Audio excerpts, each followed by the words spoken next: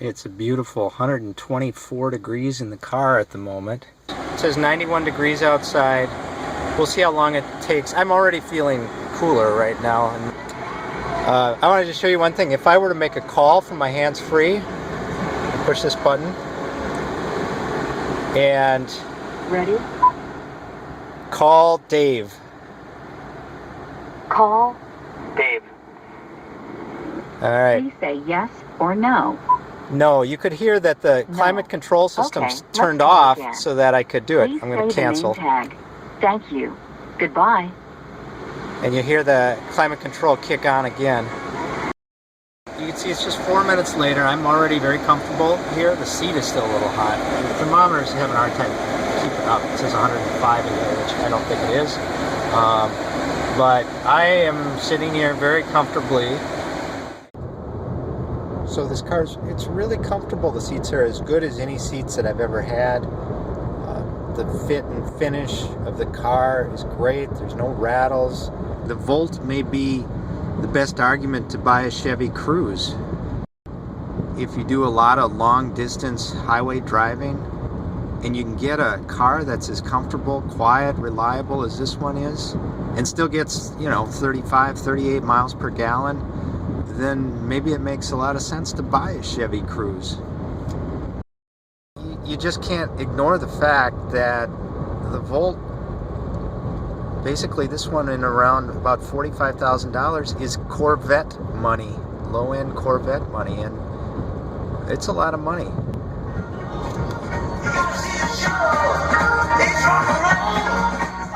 I certainly didn't pay that. I got a demo and it was $9,000 off sticker and the $7,500 tax credit. I bought this in October.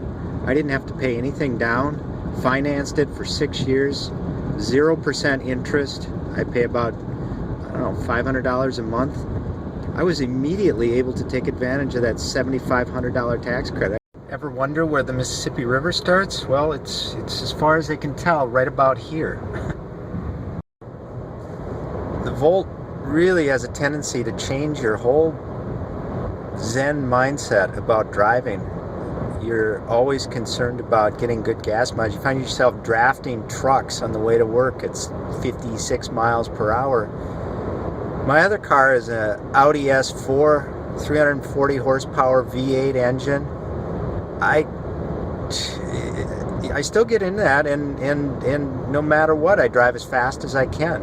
I always am driving 85 miles an hour on the way to work through city highways. In this car, I almost never get to 70 on the way to work. It's a different mindset. It makes you drive slower. Maybe that's a good thing.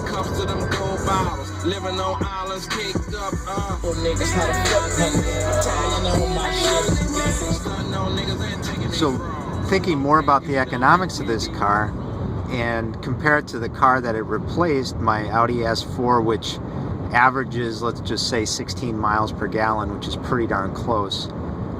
For easy math, with 91, 92 octane gas, which it takes at $4 a gallon, 1,000 miles a month, which is fairly typical, I was spending $250 per, it's 25 cents per mile for gasoline only.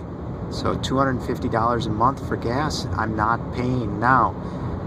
Of course, we all ignore the cost of the electricity, which has definitely gone up, but that's something I can actually make myself. Good God, I had no idea this was Bob Seger.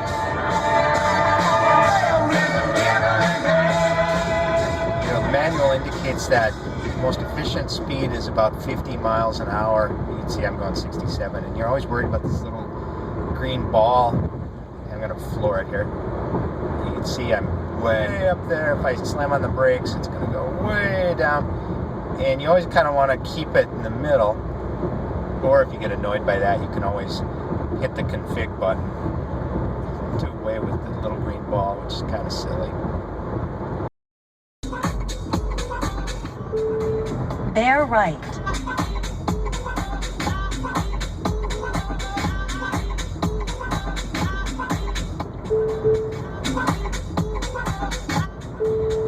Proceed on the current As you road. can hear, well, maybe you can't hear, but as we're just cruising along at 55 miles an hour, there you cannot hear the internal combustion engine running at all. I'm going to pass this guy to give you some idea of what, see, I've got a no passing sign coming up here, so where I would floor it, look around, looking, you can kind of hear the engine, but totally left them in the dust, no problem whatsoever, and there the engine goes back to being silent again. You know, I rarely use the brakes, so I'm coming up to this stop sign, 35 miles an hour, I'm going, what, 57. Let's get our little ball back. Flip it into low gear,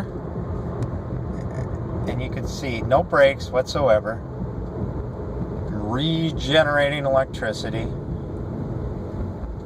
And no brakes, no brakes, no brakes, no brakes, no brakes, no brakes. It'll get down to about 3 miles an hour, and then it's got this stupid creep programmed into it. So look at that. No brakes.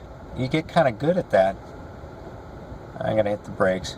Now, you can drive all the time in low gear if you want. It just, all it does, there is no gear, obviously. All it does is adjust the level of regenerative braking.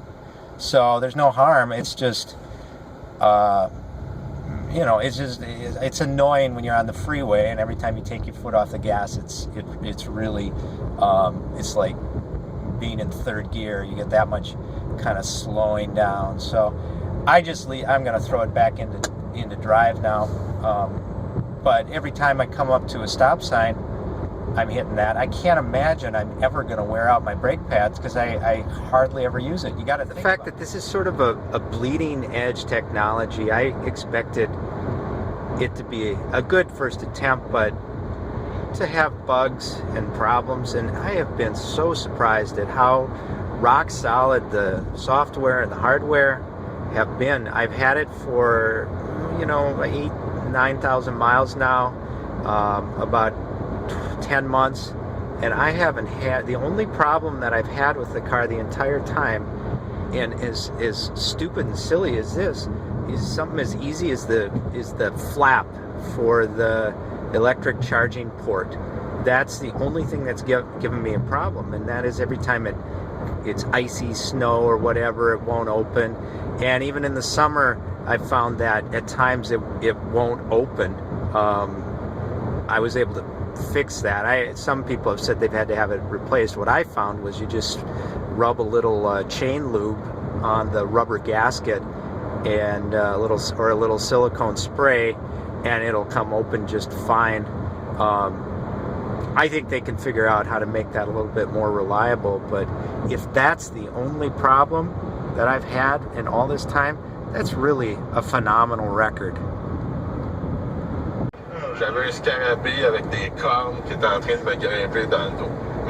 Getting close to Canada now. Aha. I debadged the back of it, not because I'm ashamed that it's a Chevy, but because I just think it looks better. In addition to a bunch of goo, the bow tie has a couple of pegs that make holes. I just cut out some circles of electrical tape. Good enough for me. And you're gonna come back and tell me 750. The hell was that? I don't know if you can pick this up, but if you're going to open any windows at 50 miles an hour or more, you got to open at least 3 of them. There's just intense buffeting that happens right here. If I open up the back driver's side one, you can tell it gets a little better. If you're at highway speed, 70 or whatever, it's still not good. It really actually hurts your ears. But if you open a third one up, then it calms down significantly. Right. 0 to 60 time. I've got it in sport, although it doesn't matter because it's the same. When I mash it to the floor, it's the same. So here we go. We'll time it later. Ready? 3, 2, 1, go. No wheel spin whatsoever.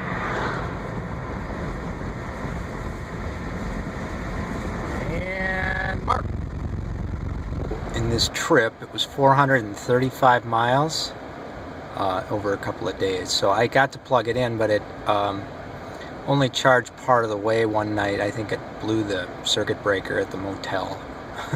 Got to remember, it takes 14 watts or 14 amps to charge this, and most circuits are like 15, and so if anything else goes on the circuit, you can trip the breaker pretty easy. But over 435 miles, I averaged 50.8 miles per gallon. I used 8.55 gallons of gas. That's not too bad. My lifetime average is pretty bad, but you got to remember that for the first 6,000 miles that this was a demo, I don't think they ever plugged it in. The dealer was terrible. I don't even think he knew that it was an electric car. He claimed this was the first Volt in Minnesota. He also said it was the only red one. Both I know which are not true, but nonetheless, I've been doing a pretty good job of getting that average back up from the 35 it was at when I picked it up. I left it running, and you can hear the air conditioner going in there.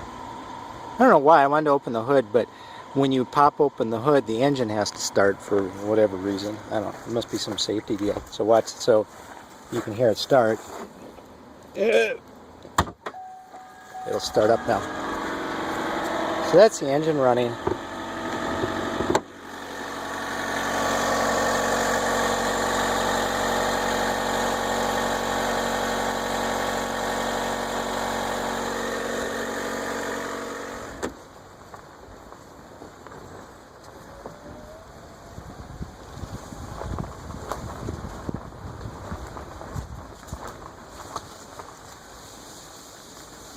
I'm trying to plug it in here, but this the charger is kind of finicky, and I suspect there's the wiring here is a little shoddy, so there's probably not a ground, and if there's no ground it senses that and then it won't charge up. So I'm gonna have to find an extension cord and plug it in. Then there's two levels of charging. There's like full 14 amp, and then there's like, I don't know, 5 amp or something like that.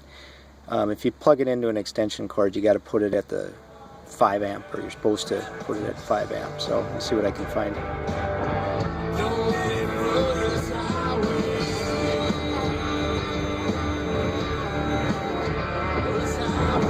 291 miles today. Only 35 of them on electricity. Total gas use 6.31 gallons. Average miles per gallon 46.1. About half of that was 65 miles an hour. The other half was 75 miles an hour. Carrying a major appliance.